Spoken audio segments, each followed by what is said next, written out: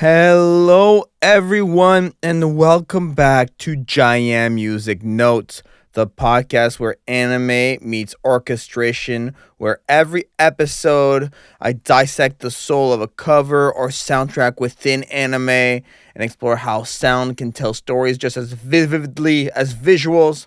I am Giant Music, and today we are diving into something monumental. It's a new type of format I'm going to attempt here. We're diving into not just a soundtrack, but a philosophy wrapped in strings and chaos, uh, existential dread scored with grandeur that I absolutely adore. You see a little bit of French there. Today we're unpacking the haunting, beautiful, and genre-defying music of Neon Genesis Evangelion. I have been listening to so much of this soundtrack as of late. I don't know why, but I've just been on a kick. This anime is one that I've been so into. So whether you're a diehard fan or a curious newcomer, you're about to experience Evangelion in a way where you never have before, through the sound that shape its emotional weight.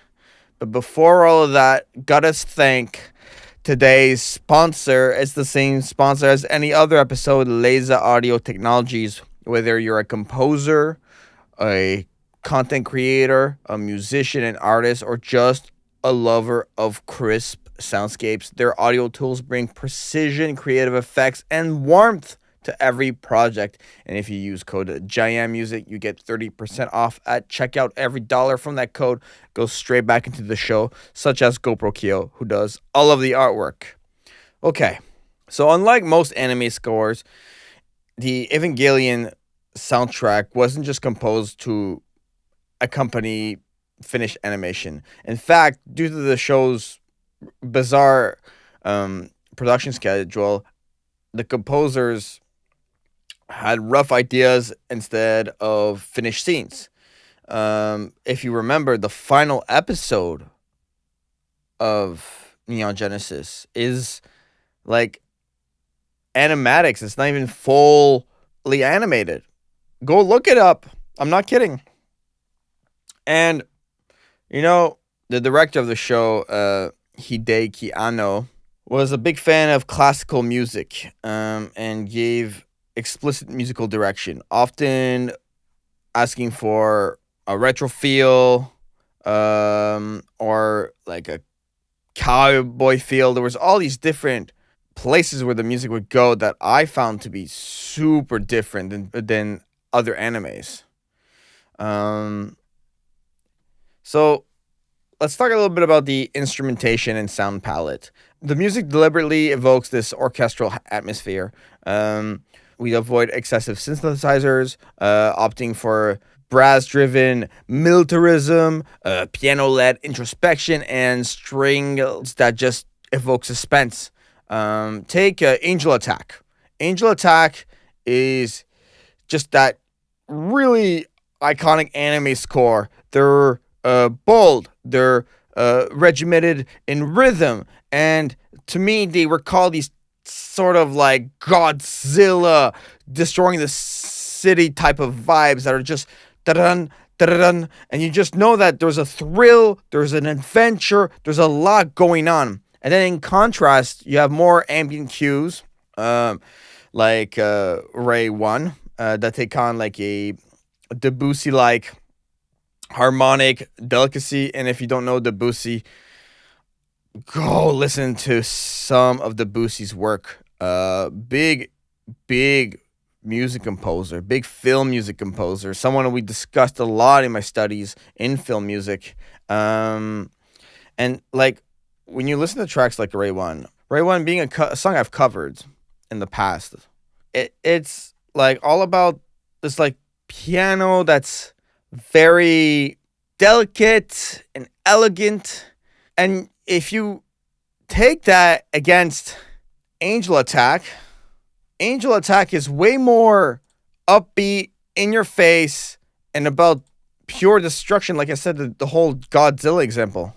Angel Attack, like I said, has some very nice brass-driven melodies is very intense, and to me would fit perfectly in a scene with Jaws or even Godzilla. Like I said, I feel like it's just I'm really using these two pieces, and I really encourage listeners, go listen to these specific pieces as I talk about them.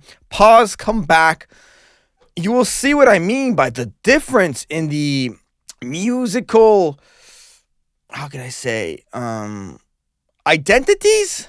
We have so many different identities. And then there's a lot of genre music blending going on. Fans have drawn a lot of comparisons between Shiro Sagisu's work and the Beatles and even minimalist composers. For example, we have the song Asuka Strikes. I don't know if anyone remembers this song. Asuka Strikes, after listening to Angel Attack, is insane.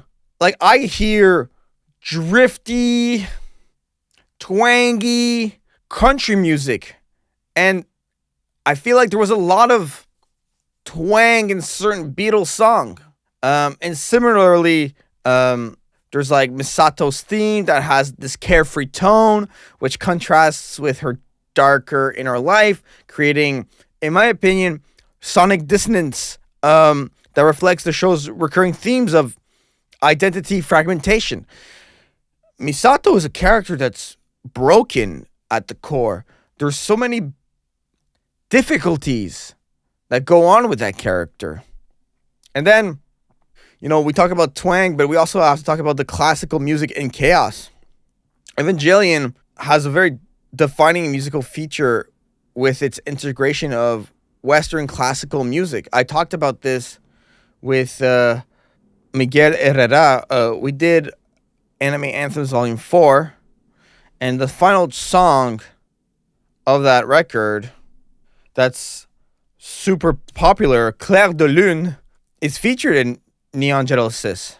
There's also Beethoven's Ode to Joy, which is used in like emotional climaxes, and the melody celebrates unity and divine harmony. Its placement in scenes in the scene that's in it just casts this like eerie irony. It becomes an anthem of contradiction, hope amidst betrayal. There's just like, I don't know another anime who's done this. Like, let's take super classical pieces, throw them in the series, and make them stick. And not only stick, but stick into the back of your mind. I really feel like there's this sort of step, direction, leap that was taken creatively by including such classical pieces. And then talking about classical pieces, in my opinion, a classical anime piece, I talked about this before, A Cruel Angel's Thesis, instant earworm, super well structured, bold melodically, and it feels slightly out of sync with the series sometimes when I listen to it, because it's got this energetic anthem that the show, because the show is very introspective, existential, and A Cruel Angel's Thesis makes me hyped. So it's weird because you have this, and then we get into a scene where things aren't good, to put it very simply, and then we gotta talk about pieces like Fly Me to the Moon. Fly Me to the Moon. A jazz piece that will stand the test of time. One of the most classical jazz pieces, in my opinion. And this lullaby-like version that plays in the show adds a layer of melancholic detachment after each intense episode. The contrast between the theme and the tone, it just reinforces this disorienting score. And I'm saying score, this musical score confuses me, but beautifully. It reshapes everything. And let's be honest, The soundtrack for Evangelion has become viral. It's routinely cited as a benchmark in anime scoring. It stands shoulder to shoulder with giants like Cowboy Bebop and Ghibli, their catalog, in my opinion. As someone who's been covering songs in anime and really focuses in that niche, I really find that Evangelion's music is so up there. And because of, I don't know why, I feel like it doesn't get the recognition it deserves. And there's not a lot of anime soundtracks that like I'll play on repeat and repeat. And I think that there's no exaggeration when I say that the music helped redefine what anime soundtracks could be. And that's emotionally articulate, thematically embedded, and musically adventurous. Articulate, thematic, and adventurous. This is what that music is. This is an episode I've been wanting to do with a guest, but I just didn't feel like I found the right fit, and I couldn't sit on this idea forever because at some point it will drift away. So, if this episode spoke to you and encouraged you to go listen to the score, please do. The music in Neon Genesis Evangelion, incredible. And please consider subscribing to the podcast in your favorite podcatcher. Give us a 5-star review. Every listener, every share, it helps me produce more analyses like this one. And a big thank you to GoPro Keel for the artwork, to Laser Audio Technologies for sponsoring. And you can follow me on social media at JaianMusic. My website is JaianMusic.com. So yes, until next time, I'll see you soon. Bye.